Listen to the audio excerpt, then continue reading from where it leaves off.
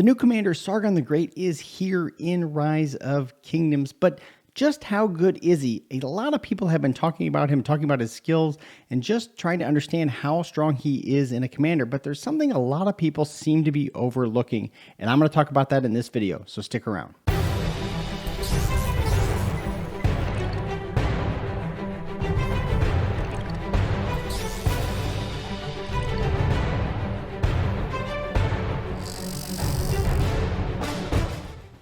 What's up, everybody? Psych out here with another Rise of Kingdoms video. Sargon the Great has made his way into Rise of Kingdoms, much anticipated commander. Infantry players are sort of rejoicing because we've been waiting, or infantry players have been waiting for a commander who really sort of balances the scales more for infantry players who have sort of been missing a little bit lagging in the commander department. And Sargon the Great is supposed to be the answer to that, but there's been a lot of mixed opinions. Just how good is Sargon the Great?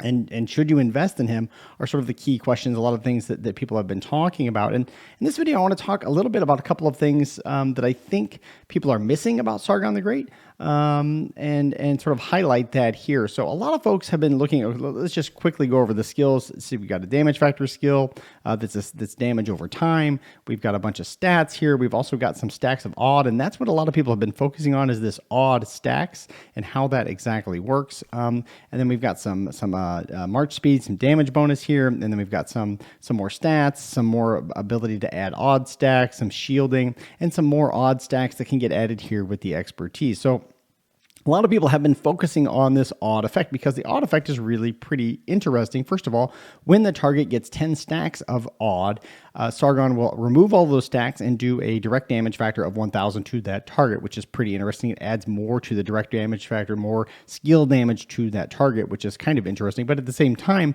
those stacks of odd actually increase the skill damage that the target is taking. And in some of the testing that people have done, Chisgo's done testing, Omniarch's done testing, Spartan Gaming has done testing, and I'm sure others have done testing and have videos on this new commander as well. A lot of people are focusing on how do those odd stacks actually get there. It seems like a couple of things that have to happen. So first of all, when Sargon hits you with his skill, it will add a stack of odd. And when it hits you with the second turn, right? So it's over time, right? So for the first second, it hits you with a stack of odd. Then it hits you again with the skill on the next turn. So there's another stack of odd. And then again on the next turn, and so on and so on.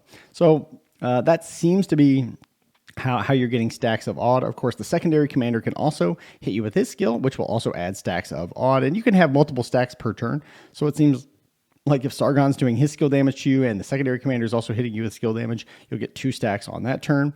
There's other ways that you can get stacks of odd from other kinds of commanders. So some folks have shown some testing with Guan Yu is one of those commanders that actually on his 4th skill, it seems like when you get hit with direct damage that it will also add a stack of odd. And it seems to be that the key, so one of the things that we know is that, like, for example, in CPOs, is it this skill or is it this skill? Yes, it's this one here. This one does not actually work. So it seems to be that it's about if the damage is actually done on that turn or if it's done on the subsequent turn. It's a little confusing about when the stacks of odd actually hit. It does seem like it works on Alexander the Great's 2nd skill. But anyway, there's been a lot of focus on how those odd stacks work. And the odd stacks are pretty cool because, again, when that target has stacks on it, it is taking increased skill damage from other targets. And so there's been a lot of focus on that. The other thing that people have been focusing on is a so-called nerf. It's not really clear if it was actually nerfed or if it was just a translation issue or what actually happened here. Originally, people thought it was every turn that this would be adding a stack of odd, kind of the way Tamiris's poison stacks do that. Instead, it's only when it takes skill damage, which is kind of interesting because this also means that AoE commanders like CPO or Guan Yu, if they hit multiple targets, all of those targets also get stacks of odd on them as well. So that's kind of interesting. I guess this one will remove it from the target troops. So the other troops that are getting hit by the AoE will just, I guess, keep those stacks of odd for some period of time. I don't actually know how long it will take until those stacks wear off. It's not really clear. But in any case, it seems to be that the AoE commanders can actually add odd effects or odd stacks to other targets as well. So that seems to have some possible utility in a murder ball. not really clear yet. I'm going to talk a little bit about where I think the best uses of a Sargon are here in a little bit, but I want to get into the meat of the video, and that is what I think a lot of people are missing. So people are debating about just how good is this commander? Is this nerf? Was it nerfed? Is odd any good actually? Is the skill damage really worth it? And there are some downsides I'll start out with by talking about here with this commander. So the first downside is this damage factor of 500 is obviously not very strong. Of course, it is actually a total damage factor of 2,500, which is actually the largest damage factor of any commander in the game. The only other commander with a 2,500 damage factor is Honda Tadakatsu, who maybe I can find him here. Yes, you can see that only when Honda Tadakatsu is primary does he do a 2,500 damage factor. And of course, that damage is actually reduced if he hits multiple targets. So if he hits a single target, it does a 2,500 damage factor, but otherwise it does less. This commander Sargon does 2,500 damage factor. Now, of course, the downside is that it is over the course of 5 seconds. That's really problematic, at least in murder ball situations. If you have 5, 6, 7 marches hitting a target, chances are that target isn't going to last very long. You're not actually going to get the full benefit. Usually one skill cycle is enough, maybe one skill cycle in a second turn.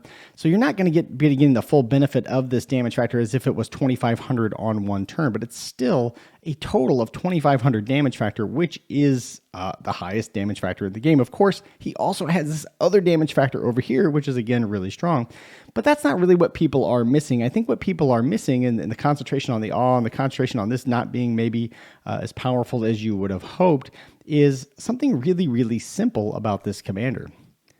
10% attack, 20% health. That's really strong. 15% march speed here. Come back here in a second. 10% defense. So we're talking about 40% of stats, 10% attack, 10% defense, 20% health.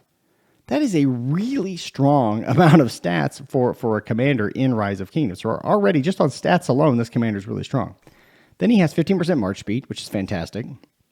An extra just 10% damage, just outright 10% damage because you're only going to be using him with infantry. And he also procs another 30% damage for 3 seconds. I mean, that's really strong. That is a really, really strong commander. I'm going to show a comparison. I think the only real comparison from a stat standpoint is actually Nevsky, right? So we see 20% attack, 20% health. We see 20% defense. So we see, you know, Nevsky's got quite a bit of stats. He's up to like 60% stats here. He also has some march speed on cavalry, which is really good. And then Nevsky has some more health stacks here. So Nevsky's got a lot of stats too. But man, that is a lot of stats. Let's compare to other infantry commanders that we've gotten recently. Okay, so we get a lot of attack here. And we get some health, right? So we're getting some pretty good stats from CPO, but really, I mean, compared to a lot of commanders in the game, this commander already has a lot of stats. 40% of stats, 20% of its health, and he's got some march speed, and then the biggest damage factor, the biggest single target damage factor in the game at 2,500. So I think that's one of the things that a lot of people are sort of overlooking is the fact that he's got a lot of stats, and he does a pretty big damage factor, so he's going to do pretty well, actually. Now, this odd thing is kind of interesting. It's this sort of unusual effect that people are still trying to get their heads around and sort of wrap around how is he best used. I'm going to make a couple of comments here about that. I think it's unclear still how useful he's going to be in a murder ball. I am concerned about this damage factor, as I mentioned, over time, not getting the full value of that. Again, you know, if the target runs away or if the target gets depleted before you can use this, you're not going to get the full value out of that damage factor, out of those 5 seconds of damage. A lot of testing has been done showing one-on-one battles where you are getting that full damage factor. So you're seeing a lot of reports come out showing Sargon beating marches like Nevsky Joan. Of course, it's getting the full benefit of that damage factor in those situations. And like I said, it already has a lot of stats. It also has another big damage factor over here. But again, these take time to activate. You've got to get 10 stacks of odd built up for this damage factor to go in. In one-on-one duels where you just stand there and you hit each other, yeah, you're going to get the full benefit of these things. But in regular open field fights, maybe not. Maybe you'll never really get 10 stacks of odd on a target and you'll never really get that damage factor going for you. So I think there's a lot of questions about his value in the open field. It seems to be the most valuable part of the open field is this ability to put odd stacks or extra skill damage on other marches if your other commander with him has AoE. So that seems to be probably the most value part of it in the open field. But I think there's really clear value for Sargon in swarming, because if you are swarming a flag or you're swarming a fortress or any kind of structure, you are going to be stacking up this odd. You're going to be stacking that up quite a bit, because that swarm usually is going to last a little while. It's not just going to be one skill cycle and it's over. You may do 3, 4, 5 skill cycles before you pull your march off and bring another march into swarm. And if other players are bringing Sargon, it does seem like those stacks stack up. So you can actually start adding a lot of stacks of skill damage. You're going to be pumping out a lot more skill damage with this skill here as well. So I think there's probably a lot of value in Sargon for swarming. I think you're going to see him swarming a lot. There's probably also some value for him in infantry rallies. I think that's still yet to be seen, but there's probably some potential for him there as well. But I think the most clear use of Sargon is in swarming flags, swarming other structures. Now, in terms of pairings, a lot of people have talked about pairings. I think in my view, it's pretty clear that the things where he's going to have the most value are with commanders who are going to be putting odd on some other marches nearby. So you could do something like Guan CPO, and again, we're really talking about 2 infantry marches here. I think in the current meta, it really makes sense to have 2 infantry, 2 cavalry, and 2 archer marches if you're looking at 6 marches. I try to look at 6 marches because that's pretty much everybody can unlock a 6th march at some point in Season of Conquest. Whether you use 6 marches or not is sort of depends on how much troops you have and all of that kind of thing. But if you're opening up 6 marches, I think 2 infantry, 2 cavalry, and 2 archer marches is probably the way to go. And so if we're talking about 2 infantry marches, we're really looking at commanders like Guan. We're looking at commanders like CPO, who is still one of the very best open field commanders in the game. And then we're looking at commanders like Alex having potential. I think it's pretty clear. Everybody seems to agree Leo is out, so take him off the list. GG expertise.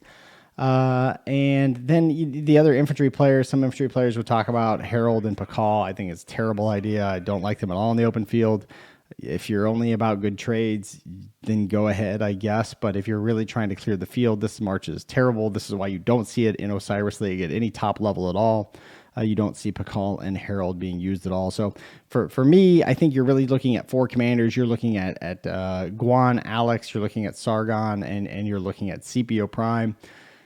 And among those 4, the most logical combination, if you're going to make 2 infantry marches, based on all the things that we know so far about Sargon, is Guan with Alex as the secondary, and either Sargon CPO or CPO Sargon. There's an argument to be made for having CPO as the primary. The argument is that, first of all, you get this health debuff, right? He incurs a 30% health debuff on the target, and then Sargon starts using his skill, so there's an advantage on that. But the downside is it's a 3-second debuff, and there's 2 seconds of there's a second of downtime, and then the Sargon first skill is going to hit. So you're only going to get 2 seconds of Sargon's 500 damage factor on the target when it's debuffed, so it's not really that big of a benefit. I think the main reason to prefer CPO Prime is because you can use the support tree, and if you prefer the support tree, you prefer that extra rage there. Some of the tankiness that you get out of some of the skill damage reduction out of the support tree would be the reason to use CPO Prime. There's an argument to be made for having Sargon as the primary as well, and that is because he has the skill tree. Neither of them, I think they both have versatility, right? Yeah, so neither of them you care that much about that versatility tree.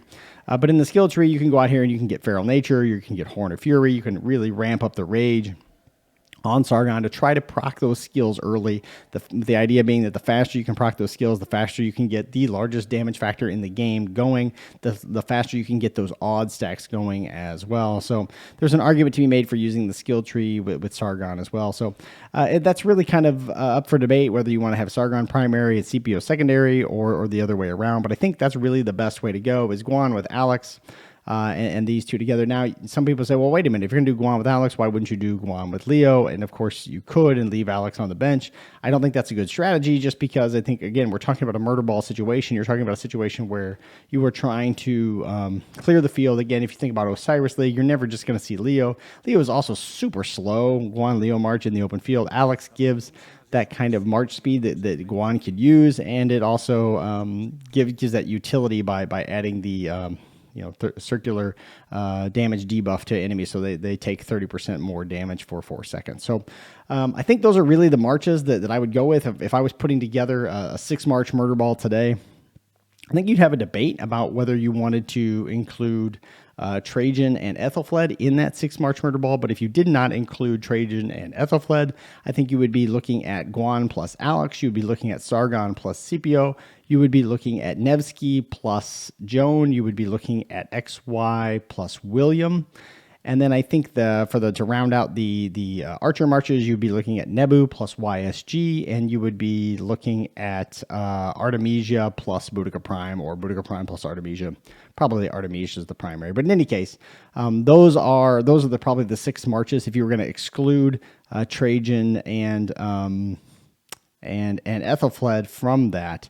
The thing that makes that a little funny is you end up leaving Honda out of this list, and Honda is one of the best commanders, best secondary commanders in the game.